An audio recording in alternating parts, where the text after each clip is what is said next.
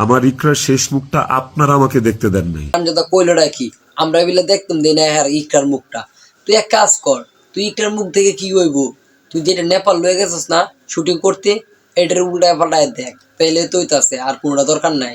ইকরাকে এইসব মানুষ মেরে ফেলছে। কন্ত দিহি হ্যার বউ হ্যাঁ পরকীয়া করে এই জন্য মরে গেছে গা, এই জন্য বলতেছে সবাই মিলে মারেছে। এই দোষটা কি জনগণে মানে নিব না? ইকরাকে এইসব মানুষ মেরে ফেলছে, এরা মেরে ফেলছে। দেখছেন নি আপনারা কত স্টাইলা হ্যাঁ মারে আছে। আরে বেটা তুই যেন পরকে করতেছস এই জন্য আস না, আর শেষমেশ তুই তোর বউর মুখটা দেখতে আস নাই, তাও বলতে দেখতে দেয় নাই।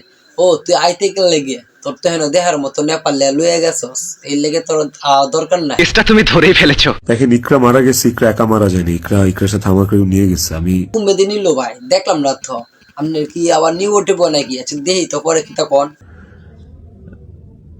আমি এখন একটা জিন্দালা। আরে ভাই আপনি যদি জিন্দা লাশ হন তাহলে আপনি এরকম বাচ্চা রয়েছেন গেলে, তা আপনি এক কাজ করেন কয় বছর চলে যান, আমরা ফাড়া টাড়া মাটিতে তুই আয় পড়ি, তোর দরকার নাই। আমি সুইসাইড করার অনেক চিন্তা ভাবনা করতেছিলাম। প্লিজ ভাই আপনি এই কাজটা করেন, আপনি যদি এই কাজটা করেন তাহলে আমরা ফেসবুকে একটা স্ট্যাটাস দিতে পারবো বা পোস্ট করতে পারবো যে আলহামদুলিল্লাহ বলে। ভাই আপনি এই কাজটা তাড়াতাড়ি করেন।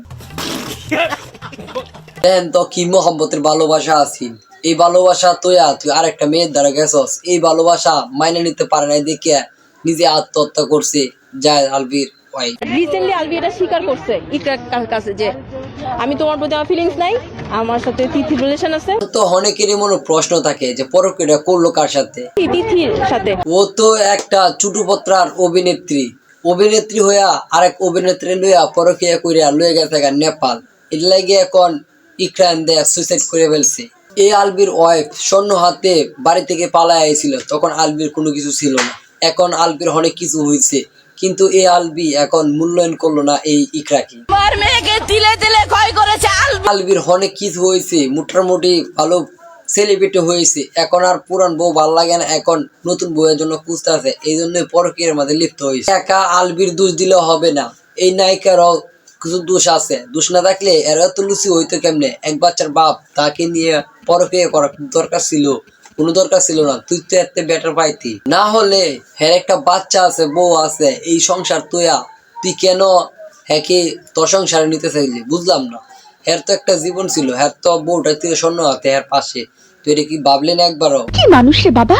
ওয়াইফ গরি খান মনে করবে কেন? তার জামাই যদি নিজেকে কিং মনে করে, সে নিজেকে কুইন মনে করে। আলবির কিছু বিস্তারিত কথা আপনার কাছে বলি। আলবি একজনকে ফুড ব্লগার মানে সবাই চিনেন, এই বেটিকে হ্যাঁ কুপ্রস্তাব মারে হয়েছে যে প্রেমের অফারটা দিচ্ছে, আপনি নিজের মুখে শোনেন। আলভি 2015 সালে আমাকে খুব নোংরা মেসেজ দিছিল, খুব বাজে একটা প্রস্তাব দিছিল।